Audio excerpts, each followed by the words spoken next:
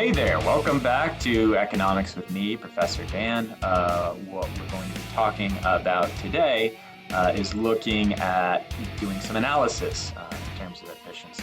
We'll look at the market restrictions of floors, ceilings, and quotas, and we'll be analyzing the impact on total social surplus of these market restrictions. So to start here with a definition, price ceiling is a price maximum. It prevents a good or service from being sold above a certain level. A ceiling, it's something you can't go above, right? So it is very easy when working and doing these graphs to make mistakes. When you put the line in to indicate a ceiling, to understand whether or not it's binding. So you can see here where I have drawn the balloons and the little bars, I have put a ceiling kind of ending and wrapping around the walls to emphasize the ceilingness of it. I would really encourage you guys, when you draw on a graph your ceiling, to put those walls as they curve downwards. So that will help you remember whether that ceiling is going to be binding. So ceilings, they're generally set by a government or a regulatory body. So here are some examples. I'll run through these pretty quickly.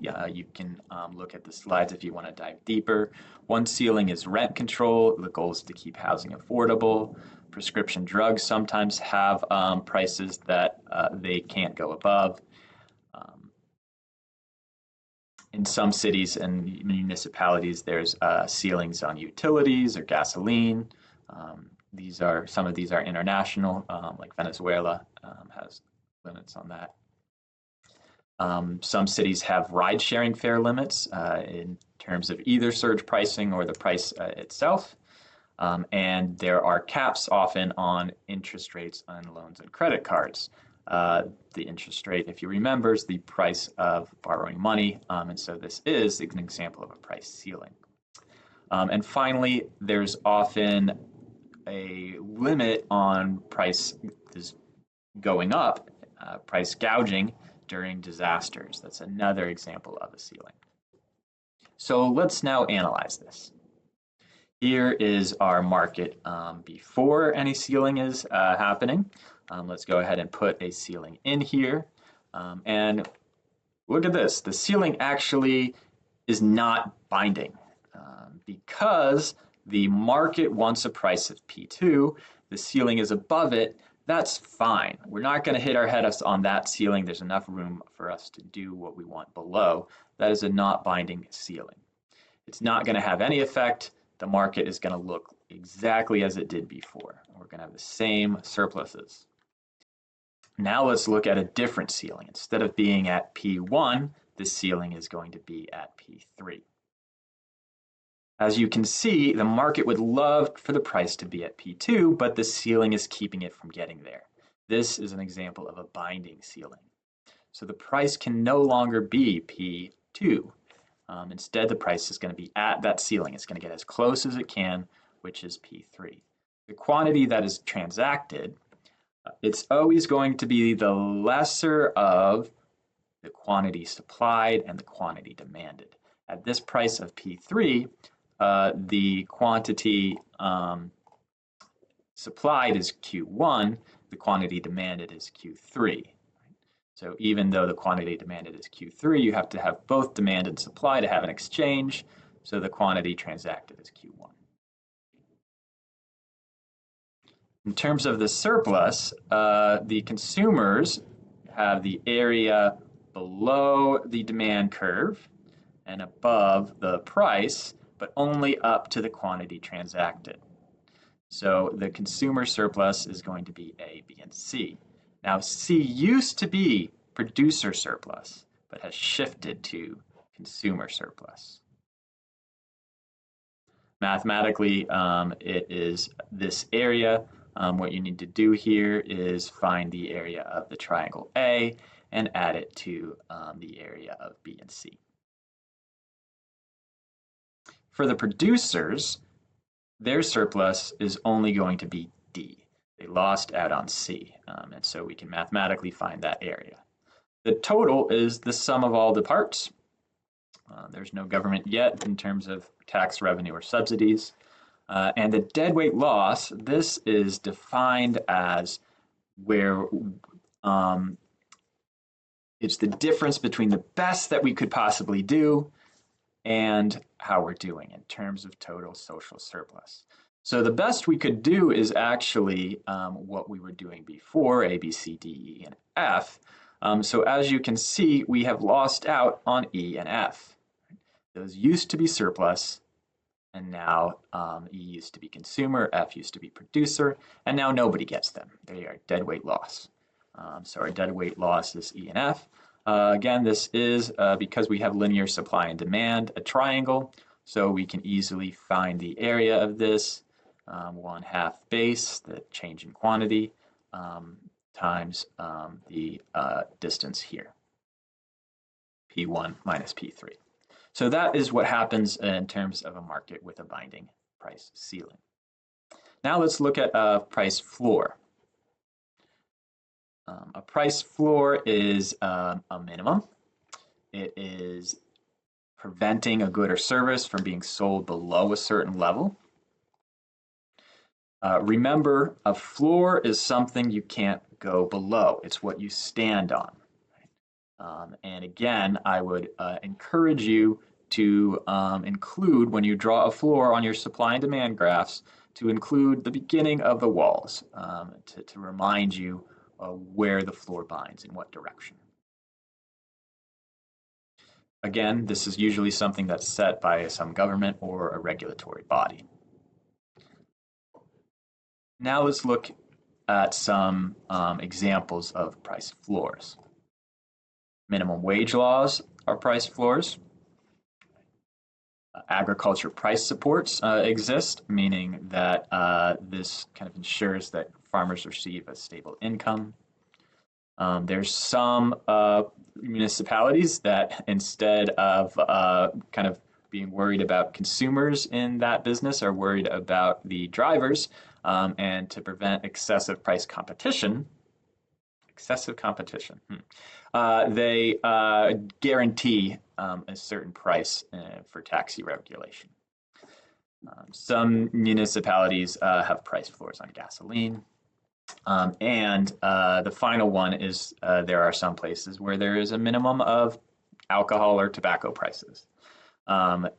You may have seen signs in gas stations, if you've traveled, that said, this station is selling them at the minimum price for cigarettes. Now, these actually are meant to reduce the consumption of it. So this is not meant to make things more expensive or even give revenue to the producers. This type of restriction, unlike the others, is more about kind of restricting the amount of people who want to buy it. Now let's analyze a market with a price floor. So let's go ahead and put a floor in. Price 3. Is this binding? Well, the market wants a price of P2. You are saying we cannot go below P3, and guess what? We're not.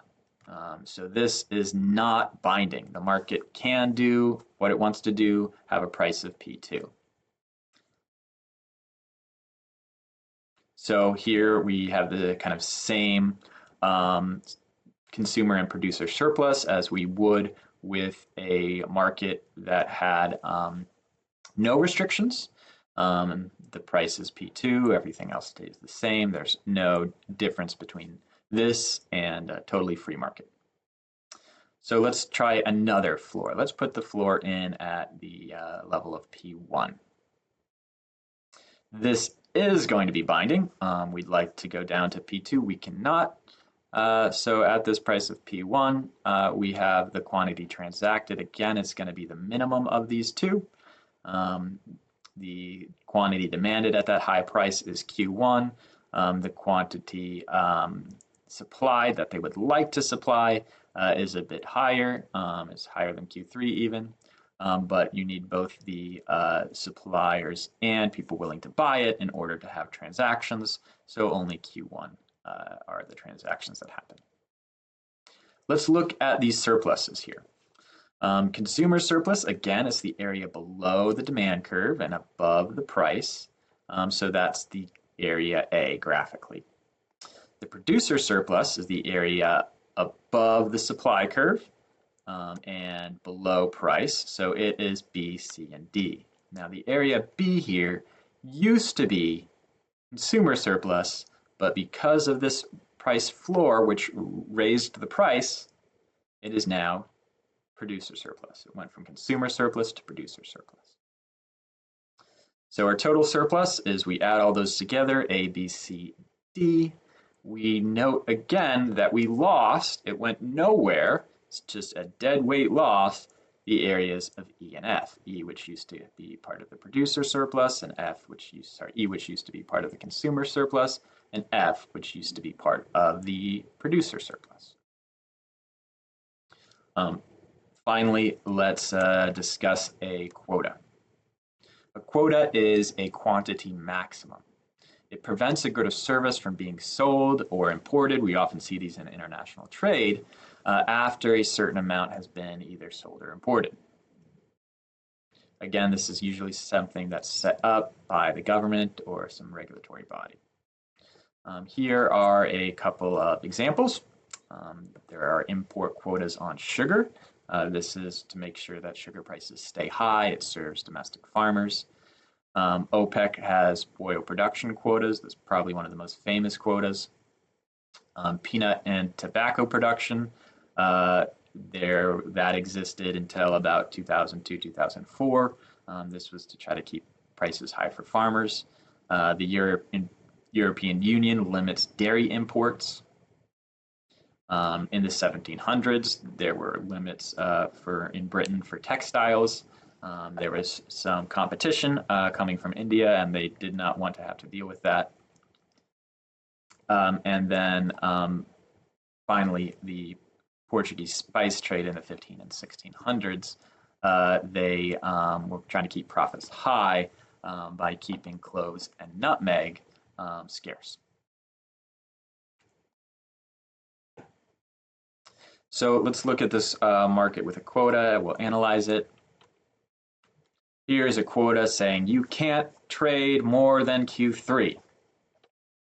The market says, fine, we only wanted to exchange Q2 because of supply and demand.